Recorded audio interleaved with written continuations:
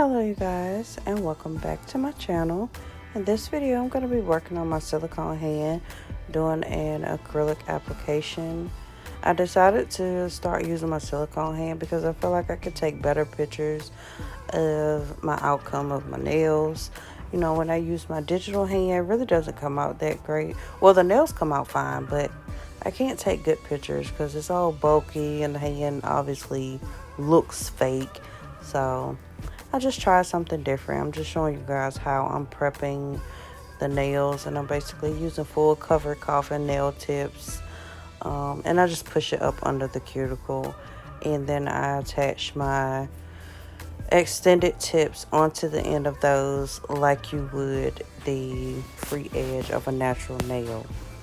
Now what I just sprayed was my dry fast nail glue spray, and I just spray it onto the full cover tip, just so when I add the glue to the extended tip, it just go ahead and stick. I don't have to sit there and hold it and wait.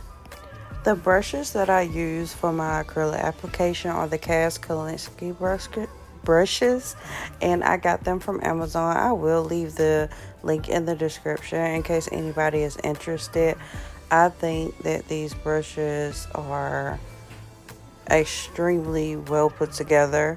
I really like it. At first I was using the dynamic nail supply brushes, and they just really wasn't doing it for me. It could possibly be my fault because I did used to clean them with acetone, but either way, I don't use them anymore. I use the Kalinsky. I have them in, I think, about 5 or 6 different sizes, and they've been doing really well. So I would recommend it to any beginner nail techs. I'm not sure how expensive the brushes get, but the pack that I bought was like $60 for like 5 or 6 brushes. I can't remember, but I think that's a good price for a good quality brush. I haven't had any issues with them, and I like the fact that they gave me so many different sizes, starting at size 12, I believe. And then I feel like the quicker I get and the better I get at applying my acrylic, the bigger brush I can use. I know I mentioned that I started using my silicone hand because I could take better pictures and things like that. But the main reason why I started using this hand is so I can practice my cuticle application. I do not have a bunch of clients at the moment. I'm not even taking clients at the moment. I do like my sister's nails or whatever, and other people like I was doing in class, like my classmates. But since I've graduated, I haven't been able to do a whole lot of nails on actual people. So I needed something that I could practice my cuticle work on. I'm sorry you guys, I cannot talk tonight. I have a migraine, and it comes from me looking for copyright free music for my videos. When I tell you, it's like a rabbit hole all in itself. Like I didn't want to use the just basic music that they have in the editor app because it sucks and it's boring. But YouTube be saying things are copyright free, and then you put it in your video and you got a copyright strike. So yeah, that gave me a headache, and so my mind is like, I don't know, I have a headache. So excuse me if I'm stumbling over my words. I'm gonna get it together. So I'm going to tell you guys a little bit about this design. It is a Pinterest inspired design from a picture that I saw. It's not the exact replication of it, but it is very similar. I do not have the picture anymore, so I don't know who originally created it. I don't even know if it was the original creator's picture, but yeah, I just wanted to throw that out there. It had a lot of aspects about it that I liked, the junk nail and the 3D aspect. So yeah, that's why I chose it, and thought the colors were really cute as well. I have another video that I recorded yesterday, and it's a freestyle design that I decided to try, and I cannot wait to show it to you guys. I really love it, and it does have the same characteristics as this nail set, but completely different color. I did ombre. Oh my god, y'all, I finally did ombre with the acrylic instead of using my airbrush.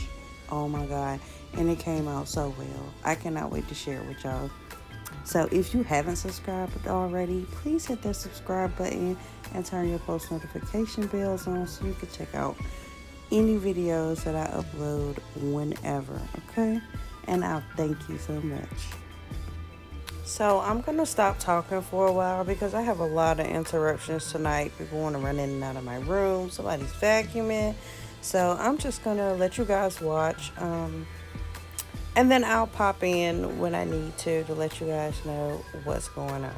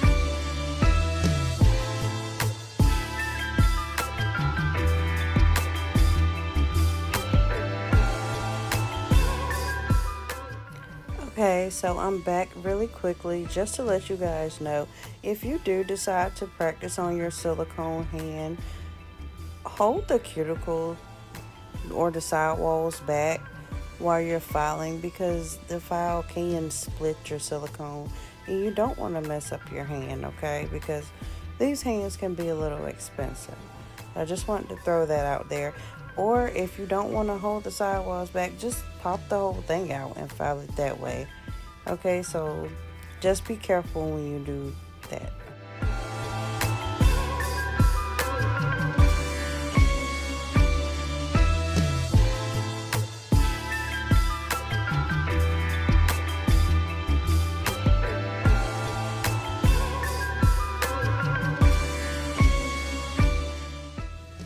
So this drill bit that I'm using, I know I'm out of frame right now, but I'm about to get back in frame, so no worries.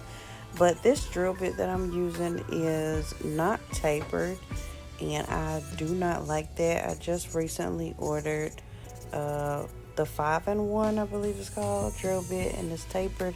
And I feel like that'll help me out a whole lot when I'm working in my cuticle area, because this one is just, it's too bulky at the end. Like I need some tapered going on, okay?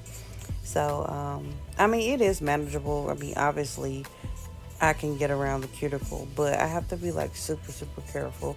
And I am going really slow. It's just I have sped the video up, because if not, we'd be here all day. But, yeah, I don't want to have to move as slow, because, you know, once you get clients and you're booked and busy, you're not going to have time to be going like extremely slow, right?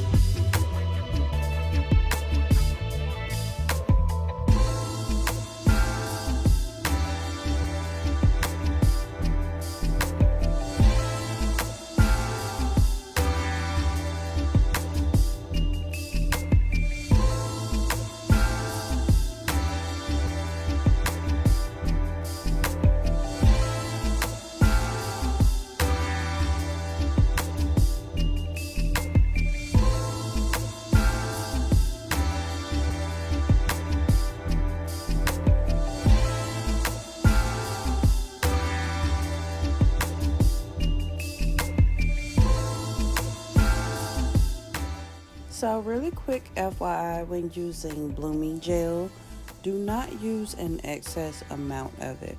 When I first started using it, I would put it on like I would a gel polish, and then when I applied my gel to it, it would run all over the place, and it wasn't working right. So now I make sure I clean majority of the blooming gel off of my brush, and then I go ahead and add my gel polish. See, when I wipe the sides, not a whole lot comes off. Another thing that I would like to try is, instead of using my airbrush machine to do like the aura effect, I'd like to try the mica powder with the makeup brush. I feel like it'll be a lot quicker, because if I am using multiple different colors for my aura effect, I have to constantly clean out my airbrush to make sure that the previous color don't blend with the new color. So I'm definitely going to be trying that in a video soon, just to make it easier on myself.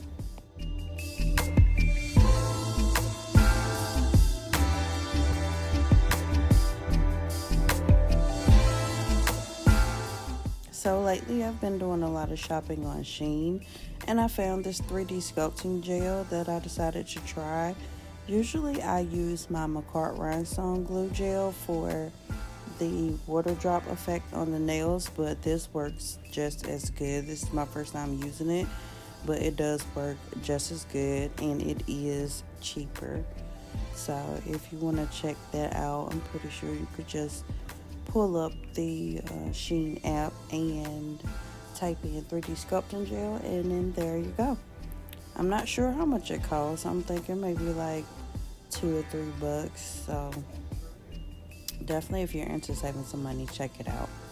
Of course, I'm using my Zule's bling adhesive to put on my larger rhinestones and embellishments. I would recommend like using a gel when putting on larger charms, because they do slide if the if the glue isn't already starting to dry. They don't stay in place that well. You have to hold it in place. And me, I'm impatient, so I'm really not wanting to sit there and just hold things in place. Or you could use your nail glue dry spray to go ahead and quickly dry up the glue that you've used. Sometimes that's not possible if your hands are tied up trying to hold the embellishment in place, but for other instances, it's definitely an option.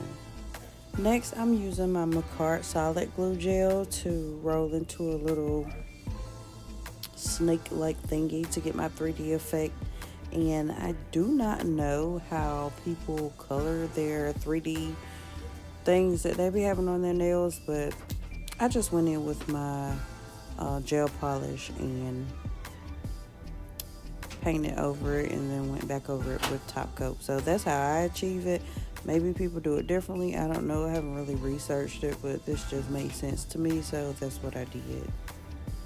And I do think that it's necessary to note that I did mix the sculpting gel and some white gel polish together to see if I was able to do it that way on a different set, and it did not work out. Once you mix the gel polish with the sculpting gel, it's too hard to pick up with a brush, and it's too soft to roll into whatever shape you want, so that doesn't work. So I'm just going to stick with putting it on the nail and then painting over it.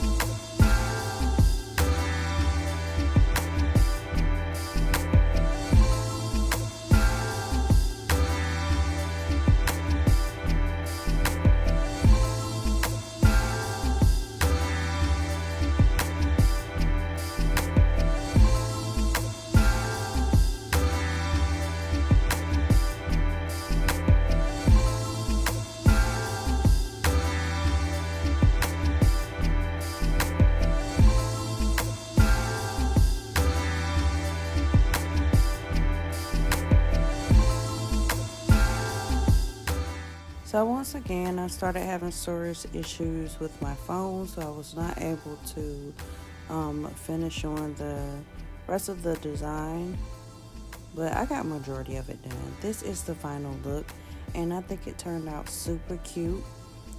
And I hope you guys like it as well. If you made it to the end of this video, please give it a thumbs up.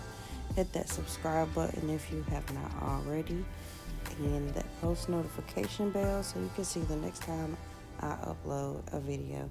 Until next time, you guys, I'll catch you in the next one.